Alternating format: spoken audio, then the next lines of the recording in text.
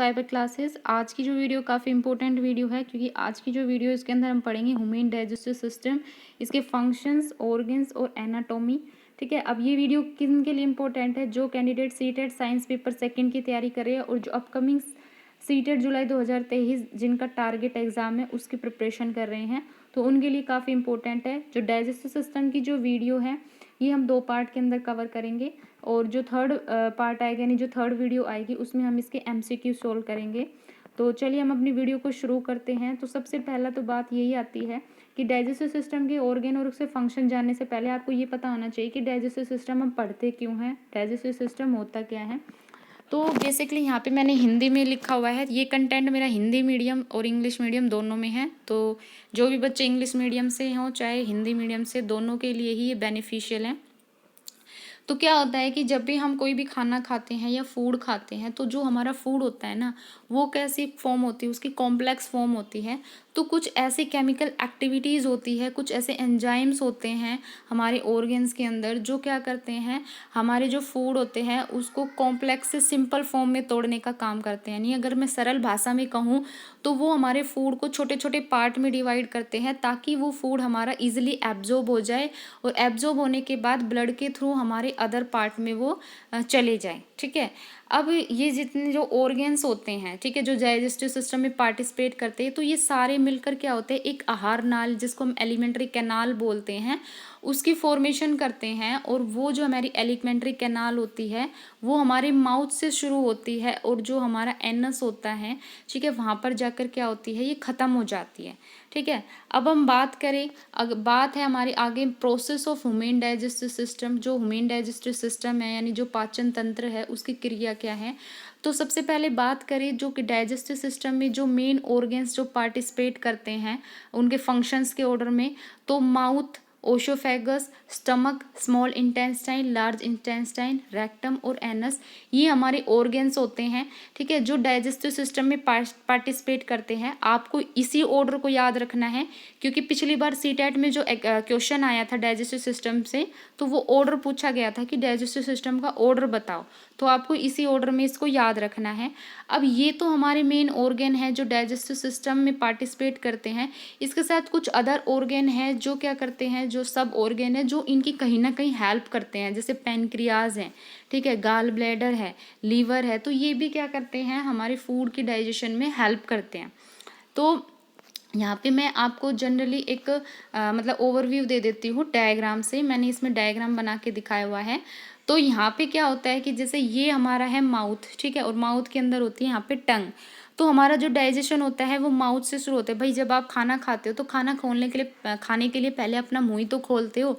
जब मुंह खोलते हो तो अंदर की साइड हमारी बकल कैविटी होती है, और बकल कैविटी में हमारे टिथ प्रेजेंट होते हैं। ठीक है, और ये होती है हमारी नोज, यहाँ से हम लेते हैं सांस, तो ये होती है हमारी श्वास नली यहाँ पे। ठीक है, और ये होती है हमारी जो माउथ जिससे हम खाना खाते हैं। अब यहाँ पे क्या होता है, अब यहाँ पे देख सकते हो, यहाँ पे एक कॉमन पार्ट होता है जिसको हम बोलते हैं फेरेनिक्स, यानी हिंदी में बोलते हैं हम इसको ग्रसनी।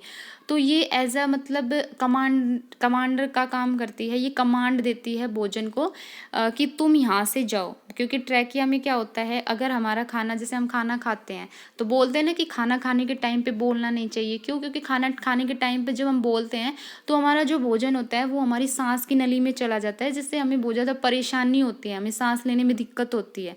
ठीक है, तो फेरनिक्स क्या करती है, वहाँ पे एक तरह का कमांड का काम करती है, एज ए कमांडर वो वर्क करती है। वो जब खाना खाते हैं तो फेरनिक्स क्या होती है, एक्टिवेट हो जाती है, और वो क्या करती है, हमारी ट्रैकिया को ढक लेती है, और वो जो खाना होता है वो हमारा फिर किस में जाता है, वो ईसोफेगस के अंदर जाता है, यानी जो भोजन की नली होती है उसके अंदर जाता है। तो इस तरह से फिर क्या होता है, ओसोफेगस में जाने के बाद यहाँ पे ओसोफेगस में क्या होता है, कॉन्ट्रैक्शन और एक्सपेंशन होता है, और फूड इसकी सहायता से फिर स्टमक के अंदर जाता है। फिर स्टमक से होता है वो स्मॉल इंटेस्टाइन में होता है, स्मॉल इंटेस्टाइन में सबसे ज़्यादा डाइजेशन होता है।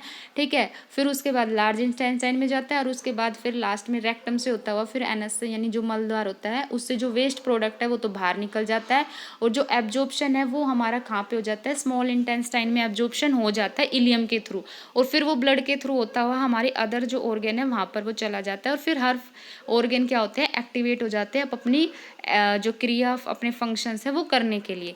तो ये था एक जनरल ओवरव्यू डाइजेस्टिव सिस्टम का। अब हम बात करते हैं इसके डिटेल में।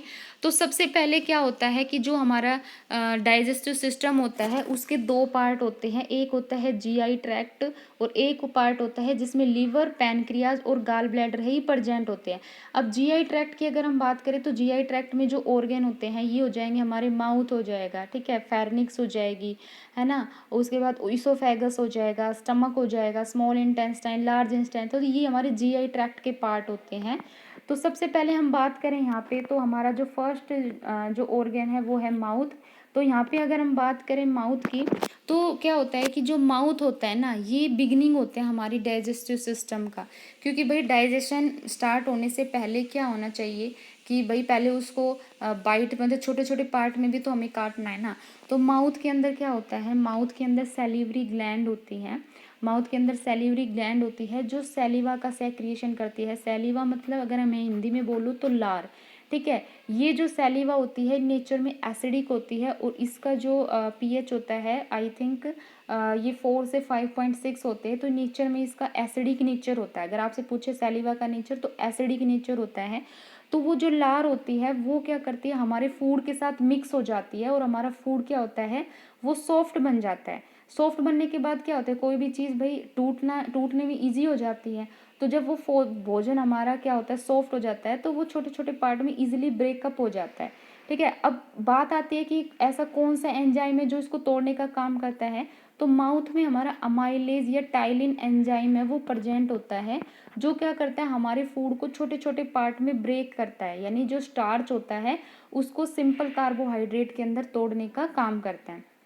फिर ये माउथ से फिर जो माउथ में हमारी टंग होती है फिर वो टंग क्या करती है उस फूड को उस सैलिवा के साथ मिक्स करने का काम करती है और फिर वो जो फूड होता है वो इसोफेगस के अंदर जाता है, ठीक है। अब हम बात करें माउथ से आगे तो माउथ से अगला जो पार्ट होता है वो होती है ओरल कैविटी यानी मुख गुहिका। इसके अंदर हम बात करें तो इसके अंदर हम टिथ की बात करते हैं।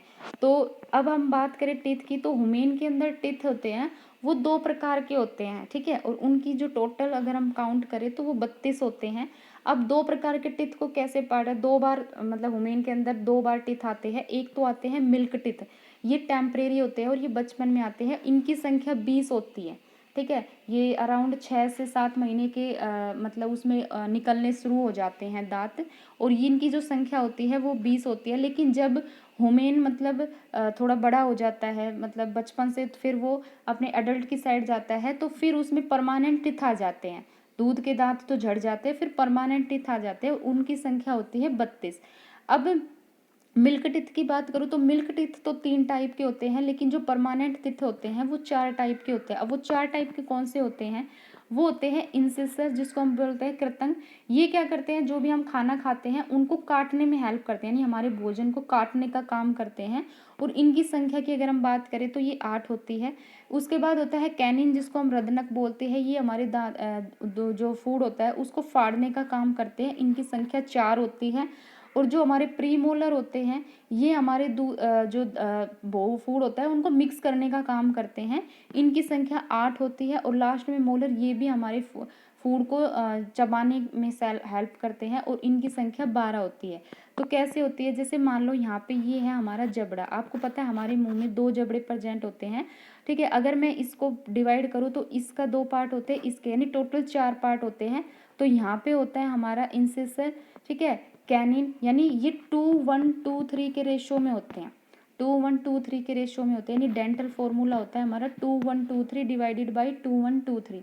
अब एक जबड़े में 2 पार्ट होते हैं यानी 2 जबड़े में कितने हो गए 4, ठीक है। तो अगर मैं यहाँ से काउंट करूँ तो 2 हमारे एक एक जो डिवीजन होता है उसमें 2 हमारे इंसिसर होते हैं। तो अगर 4 है तो टोटल हमारे कितने हो जाएंगे, टोटल हमारे हो जाएंगे 8, 4 दूनी 8। भाई हमने 2:1:3 जो डेंटल फॉर्मूला है उसको हमने 4 से 4 से मल्टीप्लाई कर दिया तो 8 आ गए। इसी तरह से 1 हमारे एक डिवीजन में प्रेजेंट होता है, कौन सा वाला, जो हमारा कैनिन यानी जो रदनक होता है वो 1 होता है।